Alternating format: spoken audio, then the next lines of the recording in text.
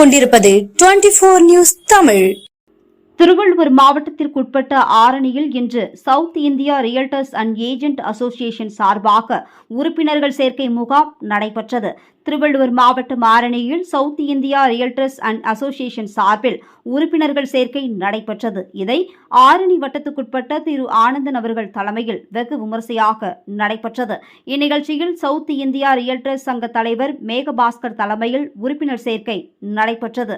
இதில் சங்கத்தின் கட்டுனர் அணி மாநில அமைப்பாளர் திரு பிச்சைமணி மற்றும் வழக்கறிஞர் பிரிவு தலைவர் திரு மஞ்சுநாதன், வழக்கறிஞர் மற்றும் சங்க உறுப்பினர்கள், புதிய உறுப்பினர்கள் என ஏராளமானோர் கலந்து கொண்டனர்.